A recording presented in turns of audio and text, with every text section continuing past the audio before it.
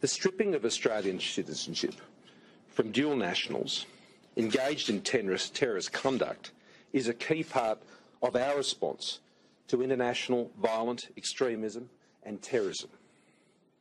And since the amendments to the citizenship legislation was introduced by the Minister into Parliament, some of the passing threats to the security and safety of our community came from those engaged in terrorism, and it's appropriate that we always seek to modernise these provisions and take further steps where we believe they are necessary to firm up these powers to ensure the necessary deterrent and responses in place.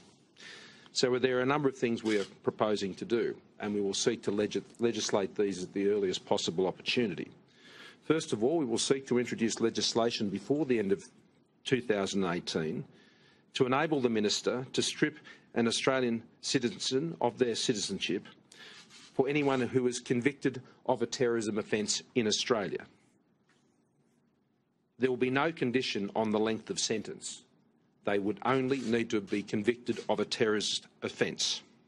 It currently requires that there be a sentence of imprisonment of 6 years.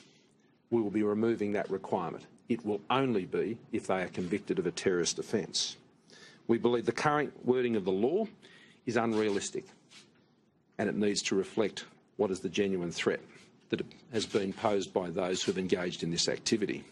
Secondly, the standard by which the Minister will be determining issues of dual citizenship will be changed to ensure that the Minister will only need to be reasonably satisfied that a person would otherwise have another citizenship, which is a change from the standard that exists today. Now, we'll be reviewing all of the onshore and offshore cases in relation to these matters. The third action that we are going to be taking is to deal with the threat posed by those Australians who've travelled into the conflict zone, the Return Foreign Fighters Initiative. This was a matter that was discussed during the East Asian Summit and has been a constant topic in our dealings working with other countries in this area. It remains a real threat to our region and, of course, to Australia. And we're determined to deal with those individuals who've done this as far away from our shores as is possible. And so we'll be introducing a scheme based on the scheme that exists in the United Kingdom for temporary exclusion orders. Those exclusion orders would enable the Minister to impose a condition on the control, return and re-entry into our community of Australians who have been in conflict zones like Syria.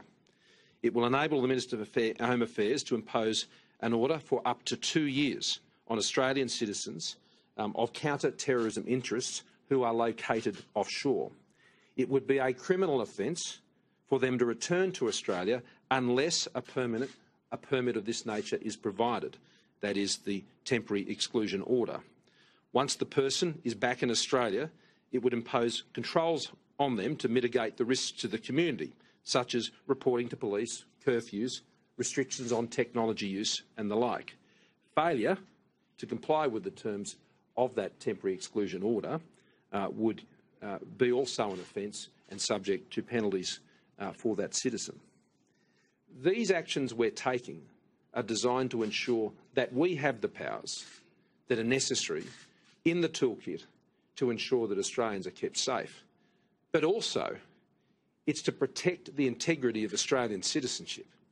Terrorists have violated everything about being what an Australian is all about. It's a crime against our country, not just against other citizens. And this is something that can't be tolerated and permitted. And for those who have engaged in this sort of activity, if they have citizenship elsewhere, and we reasonably believe they do, well, they can go. That's our clear message. I'm going to pass over to Peter to talk about the operational elements of this. And I also want to stress, in relation to the matter that he raised during the course of this week on the government's telecommunications and other legislation amendment, Assistance and Access Bill, which deals with the authority to deal with encrypted communications. Now, this is a bill that is before the Parliament that I want to see passed in the next fortnight. We know from the matters that are currently under investigation that the ability for our authorities to have these powers to engage in intercepting these communications is incredibly important. Now, it is with the committee currently, and I would urge the committee to complete their review as quickly as possible. Our police, our agencies need these powers now, and I would like to see them passed. In fact, I would insist on seeing them passed before the end of the next sitting for.